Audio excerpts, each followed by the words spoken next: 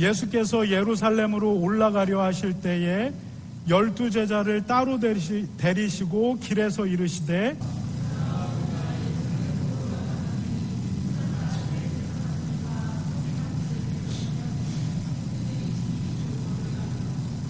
이방인들에게 넘겨주어 그를 조롱하며 채찍질하며 십자가에 못 박게 할 것이나 제3일에 살아나리라.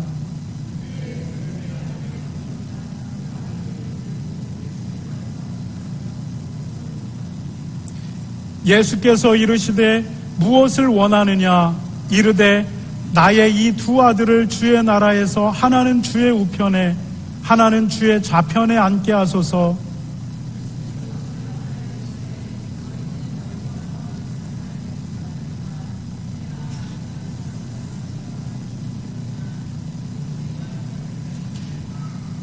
이르시되 너희가 과연 내 잔을 마시려니와 내 좌우편에 앉는 것은 내가 주는 것이 아니라 내 아버지께서 누구를 위하여 예비하셨든지 그들이 얻을 것이니라.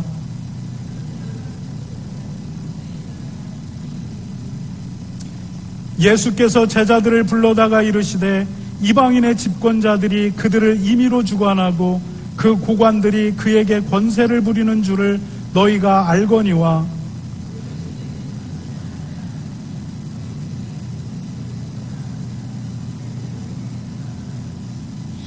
너희 중에 누구든지 으뜸이 되고자 하는 자는 너희의 종이 되어야 하리라.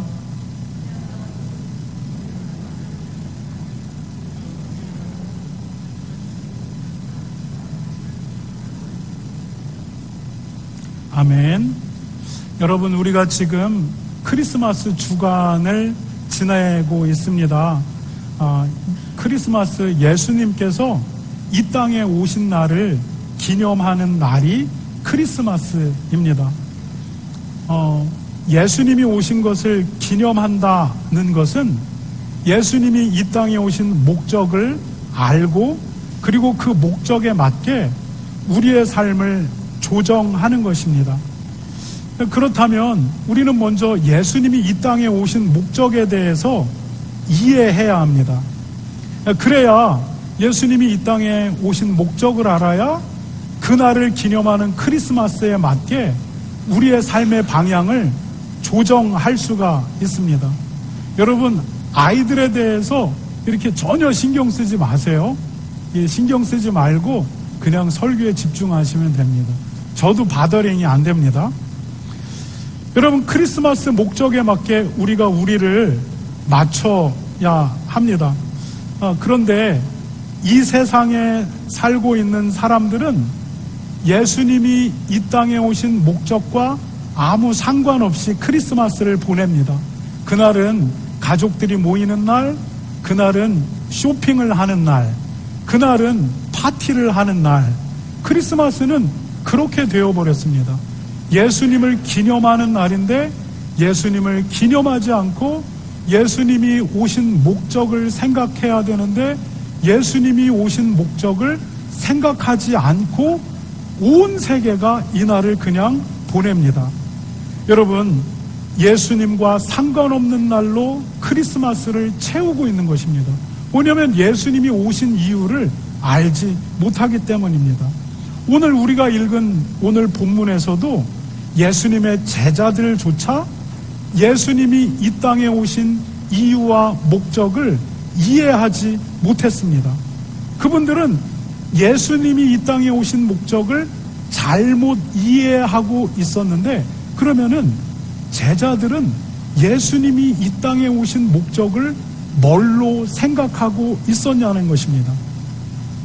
제자들이 생각하는 예수님은 하나님이 그분을 이 땅에 보내셨는데 이스라엘의 정치적인 왕이 되게 하시려고 이 땅에 예수님을 보내셨다고 생각을 하고 있었습니다. 여러분, 예수님 당시에 이스라엘을 통치하고 있었던 왕은 헤롯 왕입니다. 그런데 이 헤롯 왕은 나쁜 왕입니다. 그는 하나님을 두려워하지 않습니다. 그래서 선지자 요한을 목베어 죽였고, 그 다음에 자기 형의 부인이었던 형수를 데려다가 자기의 부인으로 삼습니다.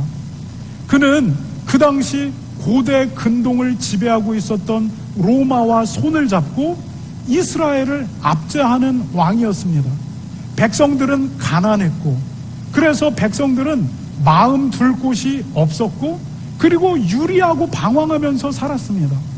어디에 가서 그 가난함과 고달픔을 말하거나 의지할 곳이 없었습니다. 이것이 예수님이 이 땅에 오실 때의 이스라엘이라고 하는 사회의 배경이었습니다. 그런데 그 배경 속에 예수님이 태어난 것입니다. 예수님이 태어나기 전에 천사가 마리아와 요셉에게 예수님이 성령으로 잉태될 것을 말씀하십니다. 그리고 뱃속에 있는 예수님을 본 선지자들이 그가 하나님께로부터 온 사람이라고 하는 것을 성령의 영감 속에서 알고 기뻐합니다. 예수님이 12살이 되었을 때 예수님은 토라를 가르치는 토라 선생들과 토론을 했고, 그리고 예수님의 지혜에 그들이 놀랐습니다. 예수님이 공식적으로 사역을 시작할 때 가장 먼저 행했던 기적이 뭐냐면 물을 포도주로 바꾸는 일이었습니다. 예수님이 말씀을 가르칠 때에는 사람들이 그 가르침에 어떤 신적인 권위를 느꼈습니다. 그리고 그 가르침을 받아들였습니다. 예수님은 가난한 사람들과 그리고 이 세상이 천하게 여기는 사람들의 친구가 되어줬고, 그들을 고치셨고, 귀신 들린 사람들에게 귀신을 내쫓았습니다. 그래서 백성들은 예수님이 나타나는 곳마다 우르르 몰려들었습니다. 그리고 그 광경을 본 제자들은 이렇게 생각한 것입니다. 아하, 예수님은 이스라엘의 새로운 왕이 되겠다. 이거 흘러가는 여론을 보니까 예수님이 왕이 되겠다. 와, 예수님이 행하시는 기적, 그리고 예수님이 가르치시는 권세, 이거를 보니까 예수님이 오래전 구약 성경에서 예언한 메시아, 강력한 정치적인 메시아 왕이겠다, 이렇게 딱 생각을 한 겁니다. 그리고 이 예수님을 열심히 따라가다 보면 나도 뭔가 한 자리 하겠다, 이렇게 생각한 것입니다. 그래서 오늘 본문에 보면 예수님이 예루살렘으로 올라가실 때 이제 제자들이 생각하는 것입니다. 예루살렘은 어떤 곳입니까? 한국으로 치면 서울, 그리고 캐나다로 치면 오타와입니다. 뭐냐면 정치적으로 아주 중요한 도시입니다. 그런데 예수님이 이 예루살렘으로 올라가는 것을 보고 제자들이 이렇게 생각하는 겁니다. 때가 왔다. 예수님이 오늘 이 정치적인 도시 예루살렘에 들어가서 왕이 되시겠구나. 예수님이 나쁜 왕, 하나님을 두려워하지 않는 저 헤롯을 제거하시고 왕이 되시겠구나. 예수님이 마침내 하나님의 나라를 이스라엘 가운데 세우시겠구나. 이제 제자들이 이렇게 생각한 겁니다. 제자들이 이런 생각을 하게 된 다음부터 그들 제자들 가운데 다툼이 일어납니다. 그 다툼이 무엇이냐면, 야, 예수님이 이제 왕권을 세울 텐데 그 새로운 왕권이 시작이 되면 내각을 구성해야 되잖아요. 이 내각을 구성할 때 예수님은 당연히 왕이시고, 그러면 누가 국무총리를 하냐는 것입니다. 그 다음에 누가 국방부 장관을 하고 누가 재정부 장관을 하냐는 것입니다. 이제 제자들 속에서 이제 아주 치열한 경쟁이 시작된 겁니다. 예수님은 예루살렘으로 올라가셨고, 그리고 헤롯의 정권을 바꿀 것인데 그 다음에 누가 국무총리를 하고 재정부 장관이 되고 그리고 국방부 장관이 되냐는 겁니다. 제자들 사이에 이 토의가 막 일어나는데, 이제 내가 이것을 맡겠다라고 하면 너가 뭔데 그 자리에 있느냐, 내가 재정부 장관을 하겠다라고 한다면 야, 그거 돈 만지는 자리 아니냐, 너 왜 그 자리에 욕심을 내는 거냐. 이제 이 다툼이 치열하게 제자들 속에서 일어난 것입니다. 그런데 이 다툼 안에 뛰어든 한 사람이 있었는데, 그게 누구냐면 본문에 보면 세베대의 아들들의 어머니라고 표현을 해요. 이 세베대의 아들들이 누구냐? 요한과 야고보입니다. 예수님의 제자 요한과 야고보는 형제입니다. 그리고 한 어머니의 아들들인데 이들이 예수님을 따르는데 이제 이 어머니까지 이제 정치적인 감각에 눈을 뜬 겁니다. 아, 예수님이 예루살렘에 올라가? 그럼 이거 때가 된 거네? 이제 이 어머니가 자녀들에게 예수님께 요청합니다. 예수님이 왕이 되면 이제 내 아들, 큰아들 야고보는 내 우편에, 작은 아들 요한은 내 좌편에 앉혀주세요. 이 말이 뭡니까? 옛날 조선시대로 얘기하면 하나들은 영의정, 하나들은 좌의정. 예수님의 권력에 가장 가까운 사람들로 내 큰아들과 작은아들, 우편과 좌편에 세워달라라는 것입니다. 여러분, 그렇게 청탁하는 야고보와 요한의 어머니에게 오늘 예수님이 22절에서 23절을 통해 이렇게 말씀하십니다. 우리가 한번 같이 읽어보도록 하겠습니다. 시작. 예수께서 대답하여 이르시되 너희는 너희가 구하는 것을 알지 못하는도다. 내가 마시려는 잔을 너희가 마실 수 있느냐? 그들이 말하되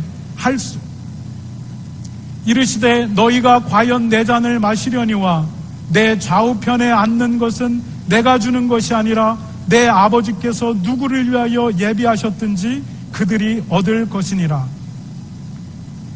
야고보와 요한의 엄마가 예수님, 이제 예루살렘에 가서 정권을 창출하시면 내 두 아들 예수님 좌편과 우편에 앉혀주세요. 그러니까 예수님이 어머니에게 다시 묻습니다. 지금 너희가 나한테 무엇을 요청하고 있는지 알기나 하느냐? 내가 마시려고 하는 잔을 너희들도 마실 수 있느냐? 이렇게 묻는 겁니다. 지금 알고 나한테 묻는 거니? 내가 예루살렘에 올라가서 마시려고 하는 잔, 그 잔이 무엇인지 알고 이것을 달라라고 요청하는 거니? 이렇게 묻는 것입니다. 여러분, 그러면 예루살렘에 가서 예수님이 마시려는 잔이 무엇입니까? 그것은 왕이 되는 게 아닙니다. 예수님은 지금 예루살렘에 죽으러 올라가는 겁니다. 예수님은 십자가에 달려 죽기 위해서 예루살렘에 올라가는 겁니다. 하나님이 예수님을 이 땅에 보내신 목적은 헤롯의 정권을 찬탈하고 새 왕국을 건설해라가 아니라 십자가에 못 박혀 죽으라고 예수님을 이 땅에 보낸 겁니다. 여러분, 예수님은 이 잔을 마시려고 예루살렘에 올라갑니다. 그런데 예수님이 이 잔을 마시는 거가 두려우셨습니다. 그래서 겟세마네 동산에서 기도하실 때에 아버지, 이 잔을 나에게서 거두어 주세요. 나는 이 잔을 마시기가 두렵습니다.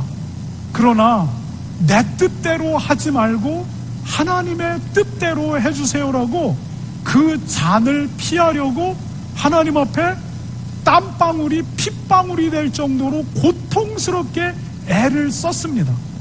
예수님은 이 잔을 이야기하시는 겁니다. 내가 예루살렘에 가는 이유는 그 잔을 먹으려고 올라간다는 겁니다. 그런데 야고보와 요한의 어머니가 그 잔을 마실 수 있냐라고 하니까 네, 마실 수 있습니다라고 얘기합니다. 그러니까 예수님이 답하기를 오케이, 그러면 너희의 아들들이 이 잔을 마시게 될 거다. 그러나 좌편과 우편에 서는 것은 하나님께 달렸다. 이렇게 얘기합니다. 그래, 십자가의 이 잔 야고보와 요한이 먹을 거다. 그러나 누가 좌편 우편에 앉게 될지는 하나님이 정하실 것이다. 이렇게 얘기합니다.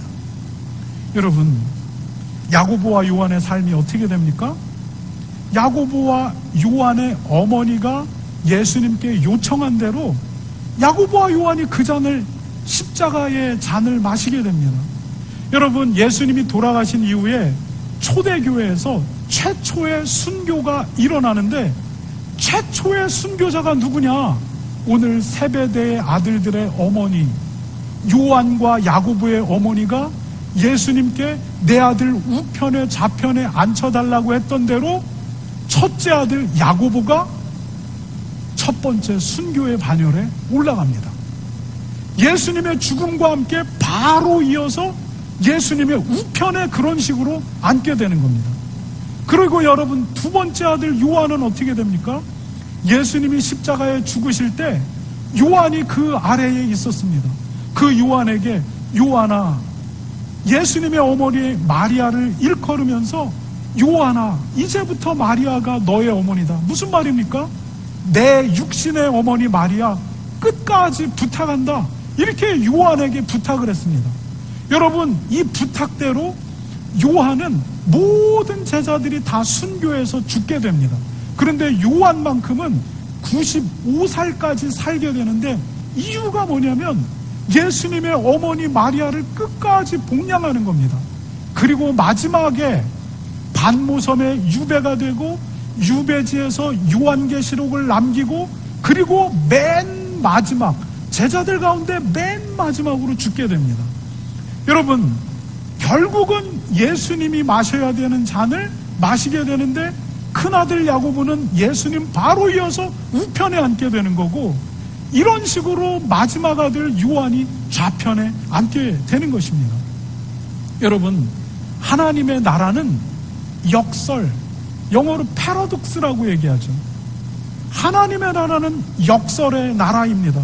그 나라는 어떤 나라이냐면, 하나님 나라에서는 큰 자가 지배하는 자가 아니고, 하나님 나라에서 큰 자는 섬기는 자입니다.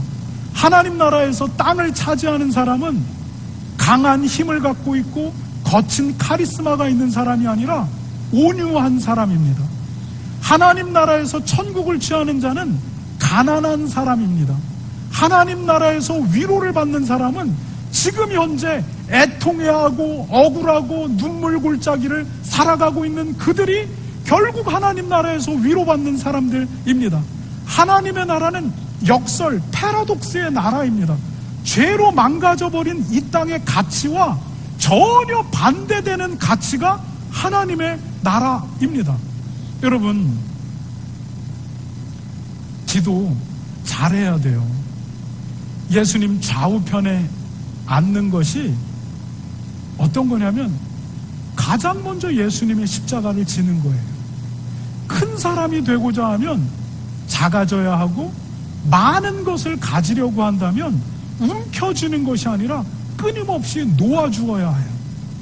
강한 자가 되려고 한다면 가장 연약한 자와 같아야 돼요.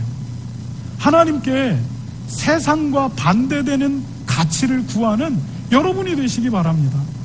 여러분이 하나님 앞에, 하나님, 내가 사람들 중에 낮아지는 사람이 되기 원합니다. 그러면 하나님이 높여주신다고 약속하셨어요. 하나님, 사람들 속에서 내가 그냥 가장 연약한 사람, 힘없어 보이는 사람이 되기를 원합니다. 그러면 하나님이 그를 강하게 해주신대요. 하나님 앞에서 내 지혜를 내려놓으면 하나님이 하나님의 지혜로 그를 입혀주신다라고 말합니다. 이것이 하나님의 나라, 패러독스의 나라입니다.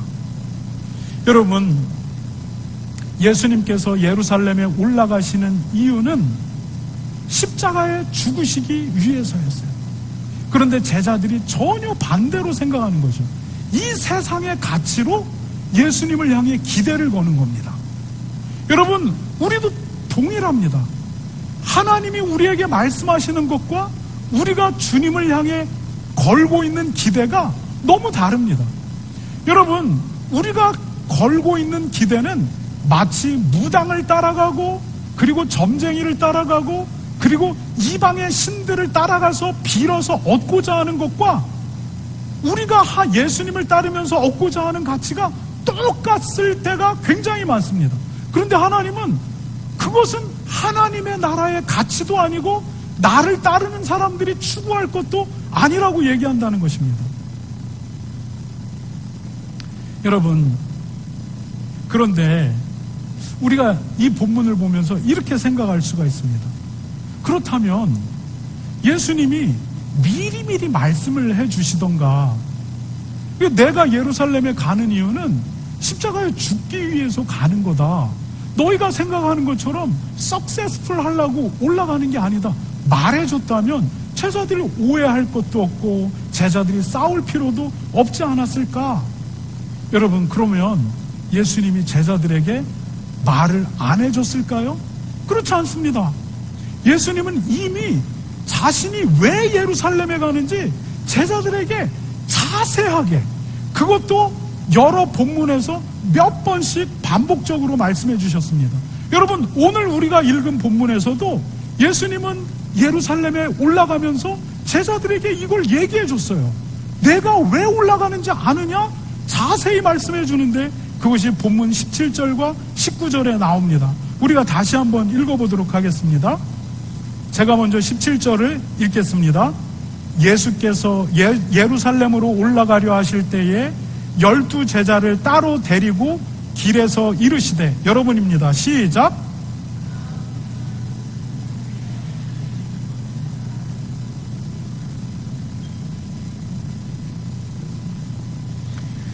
함께 읽겠습니다. 시작. 이방인들에게 넘겨주어 그를 조롱하며 채찍질하며 십자가에 못 박게 할 것이나 제3일에 살아나리라. 여러분, 오늘 예수님이 예루살렘으로 올라가면서 올라가는 목적에 대해서 명확하게 얘기하세요. 얘들아, 예루살렘으로 올라가노니 인자가 내가 대제사장들과 서기관들에게 넘겨질 거다, 체포될 거다. 그리고 그들이 나를 이방인에게 넘겨줄 건데, 그때 이스라엘을 통치하고 있는 로마 권력자들에게 나를 넘겨줄 거다. 왜냐하면 이스라엘 자치정부 안에는 사형의 권한이 없었어요. 대제사장들과 서기관들은 예수님을 사형시키기를 원했어요. 그래서 대제사장들과 서기관들이 예수님을 체포하고 사형을 시켜달라고 로마에게 넘길 것이다, 이렇게 구체적으로 얘기한 거예요. 그리고 그 로마는 나를 이방인의 사형 방법인 십자가, 로마는 로마 시민권자를 못 베어 죽입니다. 그런데 이방인을 죽일 때에는 가장 끔찍한 사형 방법인 십자가에 사람을 못 박아서 죽입니다. 뭐냐면 로마에 대항하는 사람들은 이렇게 될 것이다 라고 표본을 보여주는 겁니다. 그래서 그 제국 식민지 안에 절대 누구도 로마의 권력과 힘과 돈에 대해서 대항하지 못하도록 만드는 겁니다. 그런데 예수님이 왕이 되는 게 아니라 이렇게 비참하게 십자가에서 죽을 것이다라고 아주 자세하게 예루살렘에 올라가면서 이야기를 해주셨습니다. 그런데 제자들은 자기가 듣고 싶은 말씀을 코테이션해 오는 겁니다. 예수님이 죽는다라고 얘기했는데 그들의 상상과 기대 속에서 예수님을 잘못 따라가고 있는 겁니다. 예수님은 죽으러 간다라고 얘기했는데 제자들은 죽으러 간다를 살러 간다라고 자기들의 상상 속에서 바꿔버리는 겁니다. 여러분, 우리가 예수님을 따를 때 이러한 일들이 얼마나 많은지 모릅니다. 예수님이 우리에게 오라고 하는 삶의 방향이 있는데 우리는 내가 기대하는 방식으로 예수님을 따라가는 겁니다. 여러분, 하나님께서 우리에게 얘들아, 그 길로 가게 되면 세상 사람들처럼 돈을 벌지만 필경은 사망의 길이다, 이렇게 말씀하십니다. 그런데 우리는 듣기를 이렇게 듣는 겁니다. 야야, 이쪽으로 가게 되면 세상 사람들처럼 돈은 많이 벌겠지. 그런데 그 끝으로 가잖아? 그 필경 그거 죽는다? 이렇게 얘기해요. 그럼 우리는 뭐만을 딱 잡냐면 필경은 죽는다, 이게 결론이에요. 그러니까 석세스풀해 보여도 글로 가지 마라가 예수님의 말씀이잖아요. 근데 우리는 이렇게 받아들이는 겁니다. 오, 이쪽으로 가면 돈을 벌어만 딱 핀셋으로 꼭 찝는 겁니다. 그리고 이쪽으로 가는 겁니다. 여러분, 우리가 하나님의 뜻과 하나님의 말씀에 대해서 내가 원하는 것을 선별적으로 취하는 겁니다. 여러분, 하나님이 그 길을 내려놓으라고 요구하실 때가 있습니다. 그러면 하나님 말씀을 들으셔야 합니다. 그리고 여러분, 순종하셔야 합니다. 그것이 사는 길입니다. 지금 보기에 그 길이 석세스풀해 보이고 아주 대단해 보이지만 하나님은 우리에게 명확하게 얘기하세요. 필경은 사망의 길이라는 것입니다. 그리고 우리에게 결단을 촉구하고 믿음을 요구해요. 하나님의 말씀에 대한 믿음을 요구해요. 이 길이 성공적이어질 것 같지만 필경은 사망이야. 이 길이 지금은 죽는 것 같지만 결국은 석세스풀해. 우리가 무엇을 판단하냐면 믿음이 있을 때에만, 하나님을 신뢰해야만 눈물 골짜기 같은 지금 당장의 이 길을 선택할 수 있다는 것입니다. 여러분, 하나님의 말씀을 들으시기 바랍니다. 다투는 제자들이 이제 막 다투고 있는데 하나님께서 이제 제자들에게 예수님이 이 땅에 오신 궁극적인 목적을 말씀하십니다. 우리가 본문 28절을 다 함께 읽어보도록 하겠습니다. 시작. 인자가 온 것은 섬김을 받으려 함이 아니라 도리어 섬기려 하고 자기 목숨을 많은 사람의 대속물로 주려 함이니라. 예수님이 얘들아, 싸우지 말아라. 내가 이 땅에 온 목적은 뭐냐? 내 목숨을 많은 사람의 대속물로 주려는 것이다. 이렇게 얘기해요. 여러분, 그렇다면 대속물이라는 게 무엇일까요? 여러분, 대속물이라고 하는 단어는 한자어예요. 우리가 한번 보도록 할게요. 대속물 써있죠. 거기에 대는 대신하다라고 하는 뜻이고, 속은 속죄하다, 뭐냐면 용서해주다. 그 다음에 물건은 물건 물자를 써요. 대속물. 다음 슬라이드를 보면 뭐냐면 대속물의 뜻은 대신 속죄해주는 물건이라는 뜻이에요. 대신 속죄해주는 물건이에요. 이스라엘 백성들이 하나님 앞에 죄를 지었다라고 할 때 회개해야 되잖아요. 그때 하나님이 속죄의 제사를 요청해요. 그때 하나님이 뭐라고 얘기하냐면, 너가 죄를 지었다라고 생각한다면 양 한 마리 끌고 와라. 그리고 그 양의 머리에 손을 얹고, 하나님, 나의 이 모든 죄를 이 양에게 전가합니다 라고 기도한 다음에 제사장에게 주면 제사장이 그 양의 목을 딸 것이다. 그리고 제사장이 그 양의 피를 다 흘리게 할 것이다. 그리고 그 피를 제단에 뿌리고 저 양은 다 각을 떠가지고 불에 태워 하나님 앞에 올려드릴 것이다. 이것으로 말미암아 너의 죄가 하나님 앞에 용서함을 받게 될 것이다. 여러분, 그 제사에서 쓰이는 양을 대속물이라고 얘기합니다.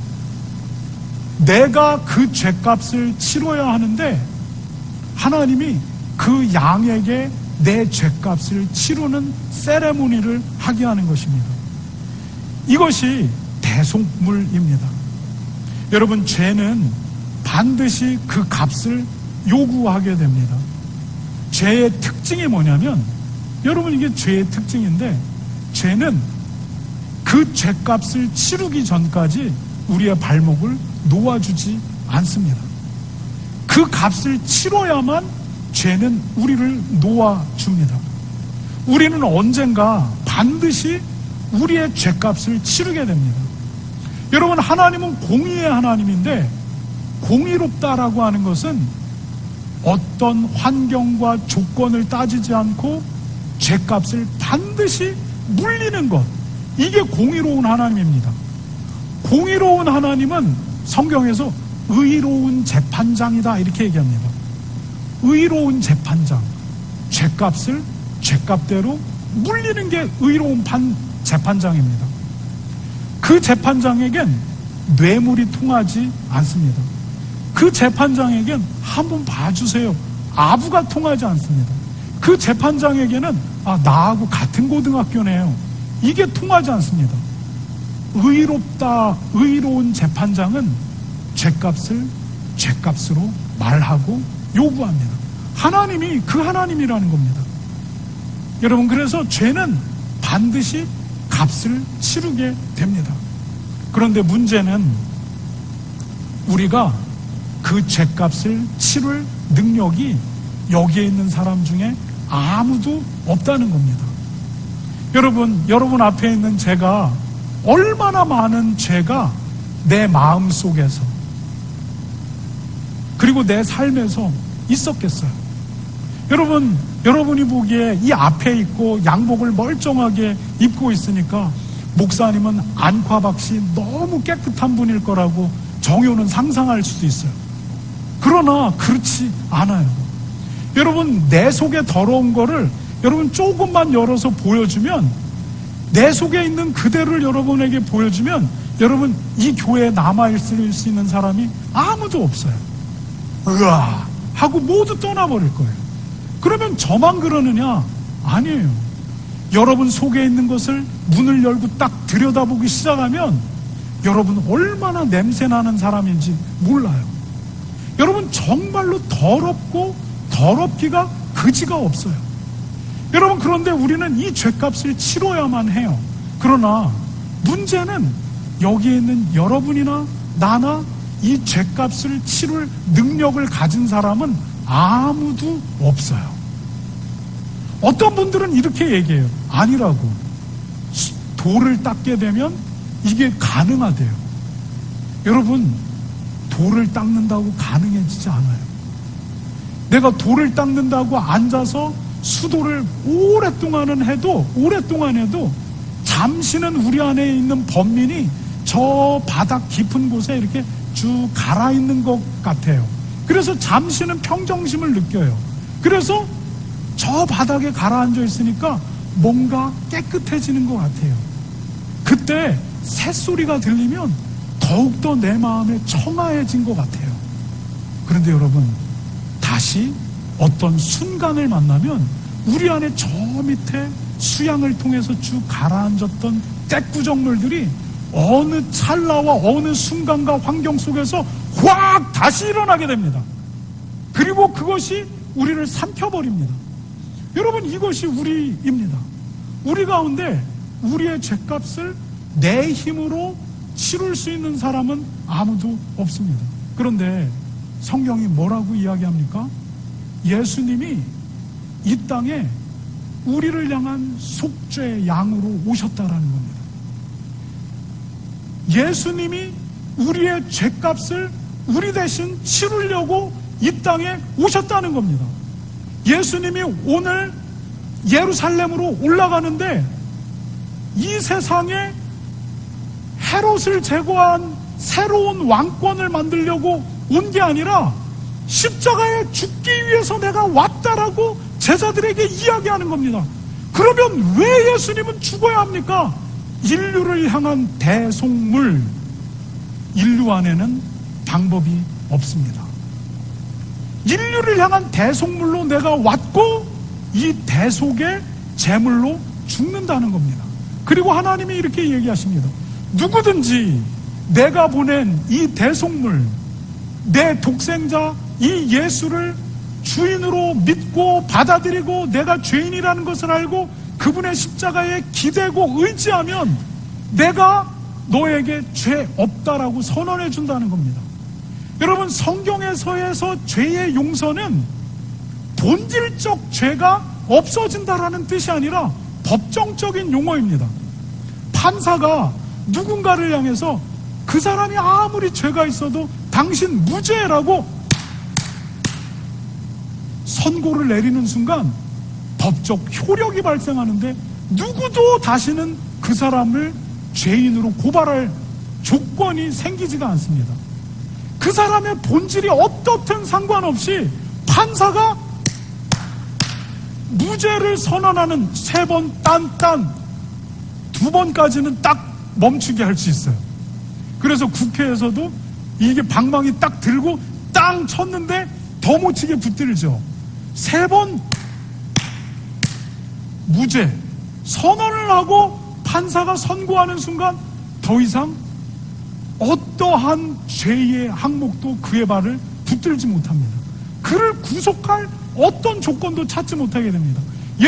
하나님이 예수 그리스도 안에서 우리를 무죄로 선언해 주겠다라고 얘기한 겁니다.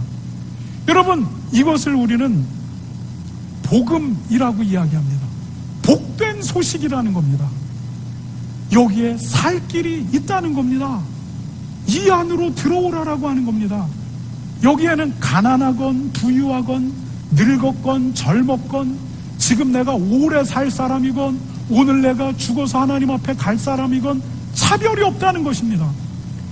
하나님께서 내어주신 이 기회 앞으로 오게 되면 그를 하나님이 무죄로 선언해 주겠다고 약속하는 것입니다. 여러분, 이것이 예수님이 이 땅에 오신 목적입니다. 그리고 그리스도인은 이 약속을 믿는 사람입니다. 이 예수님을 믿는 여러분이 되시기 바랍니다. 제가 신학교 때 신학대학교에서 학교 차원에서 전도 여행을 떠난 적이 있어요. 근데 저희가 갔던 지역이 어느 지역이냐면 경기도 평택이었던 것 같아요. 평택인지 수원인지 지금 30년 전 이야기인데, 이제 저희 친구들이, 이제 동기 목사님들이 이제 내년에 30년 동문회를 준비한다고 이렇게 공문을 보내왔어요.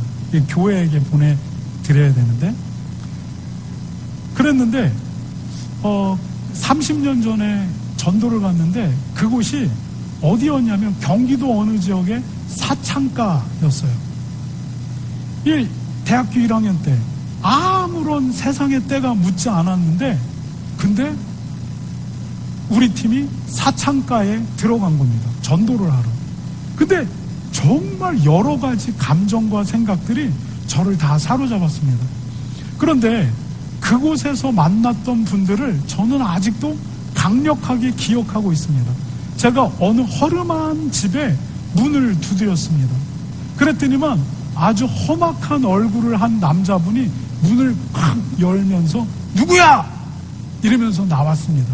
나온 것도 아니고 그냥 이렇게 기듯이 누구야? 근데 밤새도록 술을 먹었는지 얼굴은 완전히 쪄들어 있었고, 그리고 옷은 제대로 갖춰 있지 않았는데 문신이 있었고, 그리고 얼굴은 험악하게 생겨서 누구야? 하고 문을 열었습니다. 제가 우물쭈물하면서 말을 걸기를 예수님 전하라고 왔습니다. 이렇게 얘기하니까 잠깐의 침묵이 이어졌고, 그러더니 이분이 옷매무새를 이렇게 갖춰 앉고 똑바로 앉습니다. 그리고 복음을 듣기 시작합니다. 그러더니만 정말로 얼굴이 순수한 소년의 얼굴처럼 이렇게 바뀝니다. 그러면서 말투가 부드러워지고 존댓말이 나옵니다. 그리고 하는 말이 뭐냐면, 저도 어렸을 때에 교회에 갔었어요. 이렇게 얘기하는 겁니다. 여러분, 그리고 그곳에서 일하는 그 당시 누님들이죠. 누님들을 만나서 복음을 전하는데도 똑같은 반응들을 합니다. 어떤 분은 그렇지 않은 분들도 꽤 있었지만, 어떤 분들은 전도사님 신학생이니까 저도 어렸을 때 교회에 갔었어요. 그러면서 헌금이라고 이렇게 주머니에서 돈을 꺼내서 헌금을 주기도 하고, 어떤 분은 그거를 조롱하기도 하는데, 어떤 분들은 정말 순수하게 옛날을 동경하는 것처럼 우리를 정말 그렇게 받아줬습니다. 그런데 그때 저는 예수님을 믿는다는 것을 굉장히 종교적으로 이해하고 있었습니다. 예수님을 믿는다는 것은 그런 무질서한 삶을 청산하고 옷을 지금 여러분들과 같이 깨끗하게 입고, 그리고 매주마다 교회에 나오고 헌금을 꼬박꼬박 하는 것으로 이렇게 알고 있었어요. 그것이 바로 복음을 받아들이는 것이고 그것이 바로 예수님을 받아들이는 것이라고 생각했어요. 제가 그렇게 생각할 때 이렇게 생각하는 겁니다. 와, 이분들은 예수 믿기 정말로 힘들겠다. 어떻게 교회를 매주 나갈 수가 있을까? 어떻게 교회에 나가서 이렇게 멀쩡하고 깨끗한 것 같은, 실상은 아닌 거 여러분들 아시죠? 이렇게 깨끗하고 젠틀하고 예의 바르고 교양이 있을 것 같은 이 사람들과 어떻게 이분이 같이 교회에 있을까? 이분들이 복음을 받아들이고 예수님을 믿는다는 건, 야, 이건 거의 불가능하다, 이렇게 생각을 했어요. 여러분, 복음을 그때도 알고 있었지만 복음의 깊이를 정확하고 명확하게 알지 못했던 거예요. 여러분, 예수 믿는다는 건 그게 아닙니다. 예수 믿는다는 건 아주 심플한데, 내가 죄인이라는 것을 알고 하나님이 우리의 죄를 속죄할 길을 열어주셨다는 것을 듣고, 그러면 내가 이 예수님 믿겠다라고 결단하는 겁니다. 그리고 이 예수님을 나의 주인과 왕으로 받아들이기로 결단하는 것입니다. 하나님은 그에게 뭐라고 얘기하냐면, 그는 더 이상 멸망받을, 심판받을 죄인이 아니라 하나님의 백성이라고 의롭다라고 칭해 주시는 것입니다. 이게 바로 예수 믿는다는 것입니다. 그가 주인으로 받아들인 그 예수님이 이제 그의 삶을 천천히 혹은 빠르게 혹은 넘어졌다가 일어났다가 하면서 하나님의 백성답게 끌어가시는 겁니다. 그가 예수님을 왕이고 주인으로 받아들였다면 그 안에서 그가 받아들인 그 주인이, 그가 받아들인 그의 몸주인 예수 그리스도의 영이 그를 이끌어가는 것입니다. 그 속에서 어떤 사람은 빨리 바뀌고, 어떤 사람은 천천히 바뀌고, 어떤 사람은 바뀌다가 넘어졌다가 수렁에 빠졌다가 다시 일어나서 바뀌고 나오는 것입니다. 예수 그리스도를 그가 받아들인 그 순간 그는 사망에서 생명으로 옮겨지는 것입니다. 이것은 교회에 다니는 것에 관한 얘기가 아니고, 헌금을 하는 것에 대한 얘기가 아니고, 예쁜 옷을 입어야 된다라는 얘기가 아니고, 교양과 그리고 젠틀리스를 갖춰야 된다는 얘기가 아닙니다. 말 그대로 예수님이 당신의 죄값을 치렀으니 이 예수 그리스도를 받아들이고 이 예수 그리스도의 십자가에 기대고 의지하라는 것입니다. 여러분, 이것이 예수님이 이 땅에 오신 목적이고, 예수님은 이 목적에 맞게 창녀들을 찾아가셨고, 예수님이 복음을 이야기하셨고, 그 당시 죄인이라고 얘기하는 세리들을 찾아가셨고 복음을 이야기하셨고, 그 당시 정말 죄인이라고 하는 사람들과 함께 어울렸습니다. 이것이 예수님이 이 땅에 오신 목적입니다. 말씀을 마칩니다. 여러분, 크리스마스가 이제 다가옵니다. 예수님께서 이 땅에 오신 목적은 여러분의 죄값을 대속하기 위한 대속물로 오셨다라고 성경이 이야기합니다. 예수님 안에서 우리의 죄가 씻어지고 우리가 하나님 앞에 모두 설 텐데, 그날 여전히 우리는 두렵지만 하나님이 약속했죠. 이 예수님이 우리의 죄값을 대속했다고. 내가 이 믿음으로 예수님 꽁무니 붙들고 하나님 앞에 섭니다 라고 하면 하나님이 그날에 선고하시는데 무죄 선고하시는 겁니다. 이것이 복음이고 이것이 하나님의 약속이고 이게 하나님이 우리에게 내어주신 구원의 길입니다. 이 예수님 앞으로 나오시는 여러분이 되시기 바랍니다. 이 시간에 기도하도록 하겠습니다.